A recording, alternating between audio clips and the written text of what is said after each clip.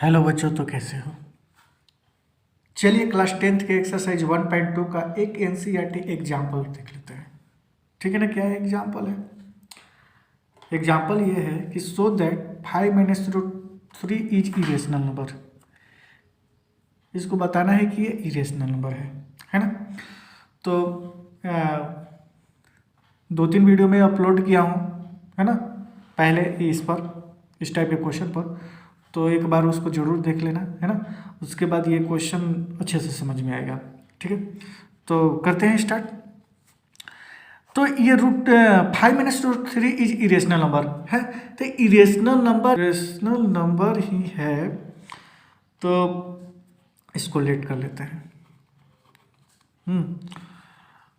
5 - √3 इसको मैं क्या मान लेता हूँ, बी रेशनल नंबर, पहले ही की तरह। अरे देखो, ये इरेशनल नंबर ही है तो क्या प्रूफ करोगे इरेशनल नंबर है? तो इसको पहले बताना पड़ता है कि ये रेशनल है। मैंने माना कि ये रेशनल है, लेट कर लिया। ठीक है ना? तो अगर रेशनल है तो A/B के फॉर्म में रख सकते हैं, P/Q, है ना। 5 - √3 को A/B के फॉर्म में रख लिया। ठीक है, यहाँ तक तो समझ में आ रहा है। चलिए अब करते क्या है कि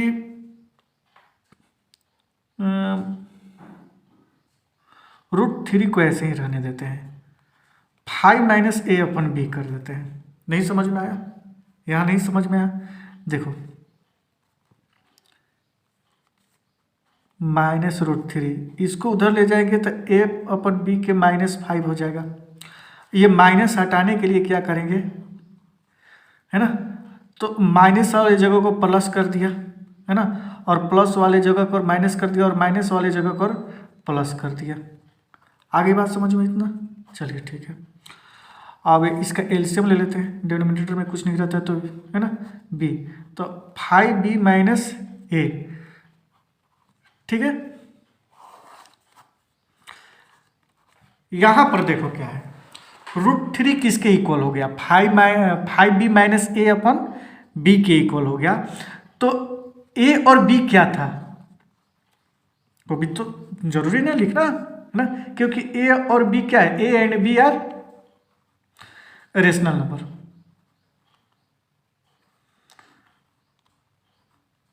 A और B क्या है, रेशनल नंबर है। अगर A और B रेशनल नंबर है तो ये पूरा टर्म ही रेशनल होगा, होगा कि नहीं होगा, है ना।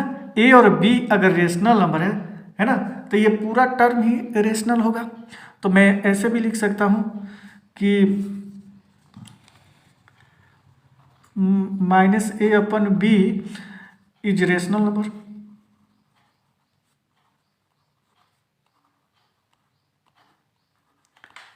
क्लियर?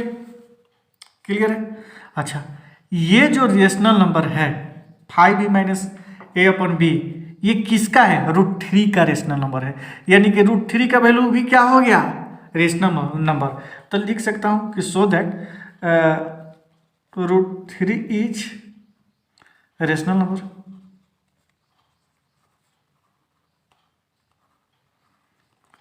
है ना, ये भी क्या है, रेशनल नंबर है। क्लियर? ठीक है, आ रही है यहां बात समझ में? बट अब यहां से जो लिखने वाला हूं उस पर ध्यान दो। बट इट कॉन्ट्राडिक्शन मेथड, है ना, क्या है, कॉन्ट्राडिक्शन लगा रहे हैं।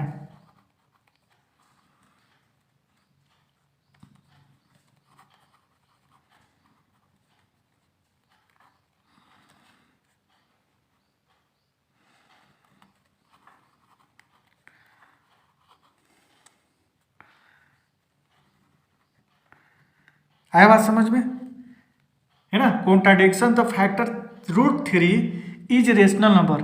√3 ये क्या होता है, मैं पहले पिछले वीडियो में बता चुका हूं कि ये सारा चीज होता है ना, उस प्रोसेस मेथड को बोला जाता है कॉन्ट्राडिक्शन। ठीक है ना, तो ये अगर रेशनल नंबर आया, ये √3 जो रेशनल नंबर आया, तो ये कॉन्ट्राडिक्शन है ना, कॉन्ट्राडिक्शन है, क्योंकि मैंने सपोज किया, और जो मैं सपोज किया, है ना, आवर सपोजिंग इज रॉन्ग। क्या है? Our supposing is wrong. जो मैं सपोज किया है ना या एज्यूम किया वो रॉन्ग होता है। क्या है ना, कॉन्ट्राडिक्शन क्या होता है? रॉन्ग होता है। तो फिर बाद में क्या लिखेंगे? हेंस